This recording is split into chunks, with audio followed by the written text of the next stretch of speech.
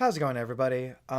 This is going to be the second Kendo story to make up for my lack of a vlog on Tuesday and Thursday. My first story was my first day at Kendo practice, and this one's going to be my first time practicing my first Shigata Geiko match in Bogu, and this is going to have two parts.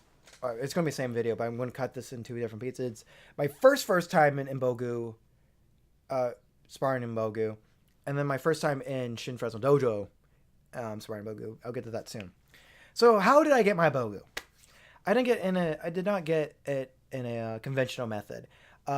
This was the first time I went to, not my first time I went to Anchorage. I went to Anchorage, Alaska. I forgot for what the reason. I think I was just visiting for the summer. I was visiting my mother in the summer, and I knew this was when I was getting really into Kendo. I had my gi and hakama. I didn't have my zekken though. That came with the package. So I go over there, and at this point, I'm kind of keeping an eye out for Bogu. Just kind of entertaining the idea. I know that I would still need some practice before I don Bogu. Something you earn, but it was something I was keeping an eye out for in case. And I went to the dojo, the Anchorage, Alaska Kendo Club. No, it's just the Alaska Kendo Club. Who the instructor is Ando Sensei, a name I told you about in the last vlog. Pardon me. Sorry about that. Coffee saves everything. So I went there and met Ando Sensei and everything, and then we did the practice. And I noticed that Ando Sensei has just sets of Bogu on shelves underneath this table. And I'm telling my dad this the day after. I was like, "Oh, I went to this dojo and blah blah blah." And I mentioned that, and he just said, "Dude, Jaron, you should totally ask if he's willing to sell one of those, or has one he has one to sell." I'm like, "You're so right."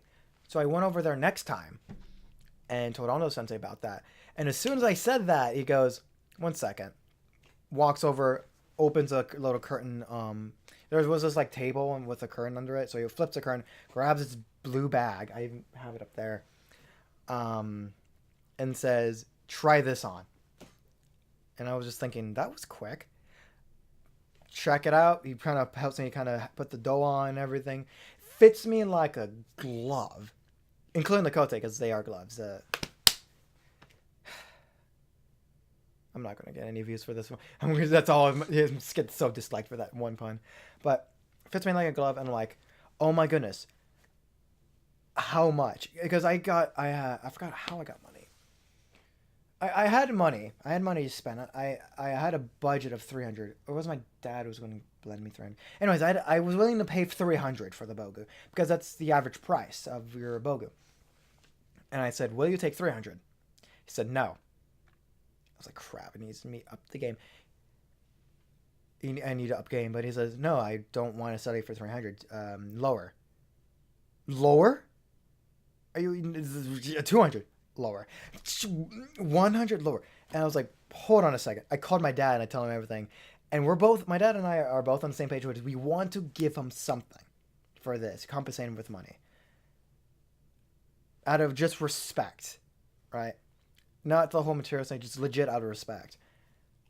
I went up to him and I said, "Ando Sensei, with all due respect, I will pay you, please accept at least $50. This is for me rather than for you." It was along the lines of something like that. I don't remember quote for quote. And he agreed.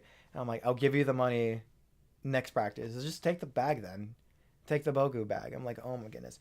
I will always remember this, and I will do this. The one condition that he gave me was once you are done with this bag and Bogu, give it away to another Kendoist, just as I have with you. And just my heart, and I'm like, that is so. It was just badass. It's the only thing I could describe it as.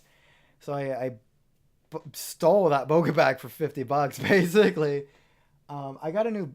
As you can see, I ended up recently getting a new Bogu backpack for it, courtesy of a family of family that help teach our kids on Tuesdays.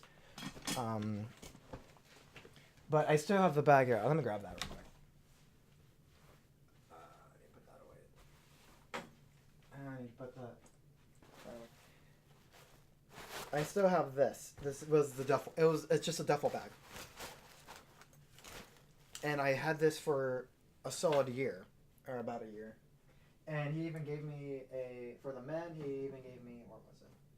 Like that. He gave me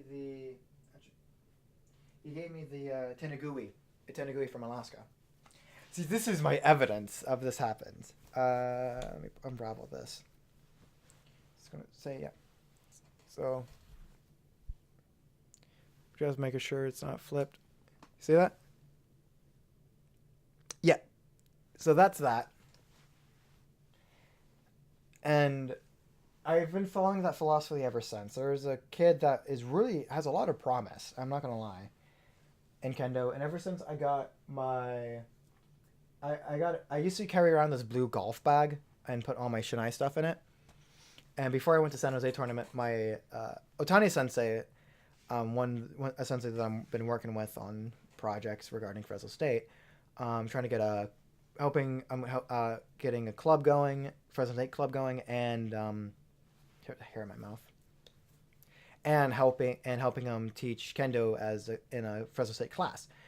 Otani sensei looked at my golf bag, and he knew I was going to the San Jose tournament this year. That was this year. And he looks at my bag, goes, no. He didn't literally say no, but it was that impression of like, no. Just no. And courtesy of the film gave me this new black Shinai bag, which, with all due respect, I said, if you're going to watch this, I'm still learning how to use that thing with the sub pockets. But no, it's been awesome to have around. Very sleek. So I gave that blue golf bag to my kohai for his Shinais. So another sensei can go no and give him that, so that can be passed down by generation to generation.